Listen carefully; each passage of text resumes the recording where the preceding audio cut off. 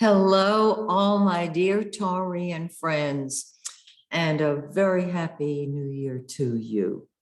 Um, I would like to suggest that if I have not yet helped you find your life's mission, you might want to get together with me on a Zoom session online and let's find out your whole mission, why you are here on planet Earth. Doesn't take long, and it can be so life transforming. You're already doing your mission. This helps you become consciously aware of it, and it helps you prioritize instantly. It just streamlines your life. And if you're ready to get rid of your old story totally, no more Groundhog Day, you will want a Take Back Your Life session with me. It's a 3-hour session that shows you clearly what is holding you back and helps you change it. It is remarkable, if I do say so myself. Anyhow, all that information is on my website, MaxineTaylor.com. And now let's take a look at your beautiful January forecast. Isn't this gorgeous? First of all, we know that Venus is retrograde and it's going to go direct on the 29th. Okay, that means you are not going to start any new projects until after Mercury goes direct. I've talked about this in the overview for this month. You might want to watch that. Mercury is in the shadow of the retrograde now, and it will go retrograde on the 14th. So we've got a tag team, don't we? It's a double whammy confusion. You are going to tie up the loose ends of unfinished business rather than starting a new project. You will not start a new project on a retrograde Venus or Mercury simply because if you do, it will either fizzle out completely or have to be redone within the year. So what you want to do is just tie up unfinished projects. Now, Venus is in your 9th house of your higher mind. Venus is what we love. The 9th house deals with travel, long distance travel, higher education, your principles. And so you're really wanting to expand your horizons, and Venus is retrograde. It really is hurry up and wait for you in that particular arena. Redo, re-examine, complete unfinished business. And Mercury, the blue planet, goes retrograde.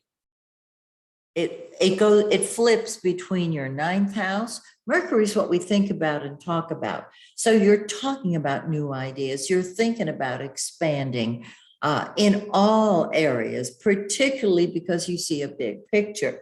And Mercury is in the 10th house as well. It moves forward into the 10th. Great. That's your career. And Mercury doesn't bring about change, but it gets your thinking going. Then it goes retrograde on the 14th, and it's back in the 9th house. So it's flipping between the 9th and 10th houses. And there's unfinished business there. It can be because of your unfinished education, okay? Or just getting your head on straight. It's not easy with Mercury and Venus retro, but it's a time to rethink the opportunities that are being presented. The sun, the giver of life, the yellow planet, also starts off in the 9th house of your higher mind, seeing a big picture, your principles, and you do see opportunity staring you in the face. On the 19th, it moves into your 10th house, and that's your career and your leadership ability. And you might say, well, I've been offered an advancement and a promotion. Okay, you don't want to turn it down.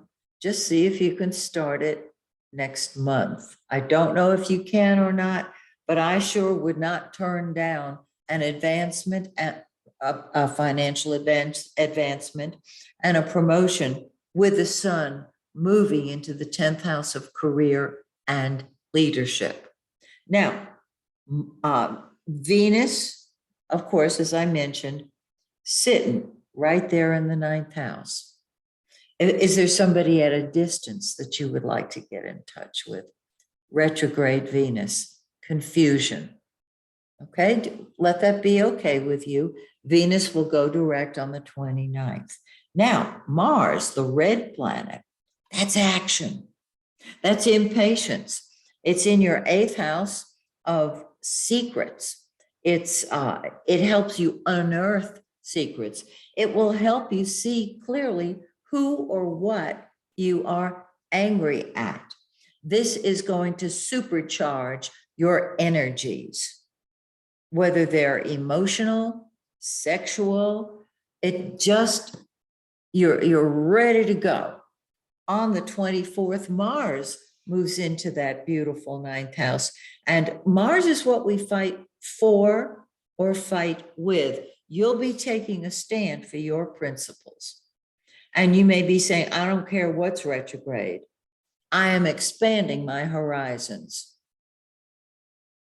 Nothing's going to stop Mars. So if you start a new journey, a new vision for yourself, a new position in your career, you may have to revamp something about it during the coming year, but you're ready for it, especially if it's a loose end you have to tie up. Super. And Jupiter, the great benefic, is in your 11th house of friends, and your friends will be helpful to you. They'll give you ideas. You can talk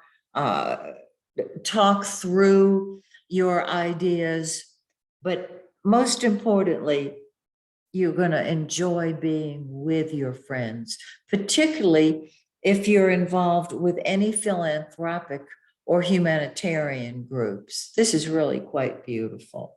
So your friends are a wonderful outlet. Now, the new moon on the 2nd of January is in that 9th house, and that's when the energy starts moving forward. There's no stopping you. And of course, by the 24th, when Mars moves into that 9th house, there's absolutely nothing stopping. You're just not going to put up with anything.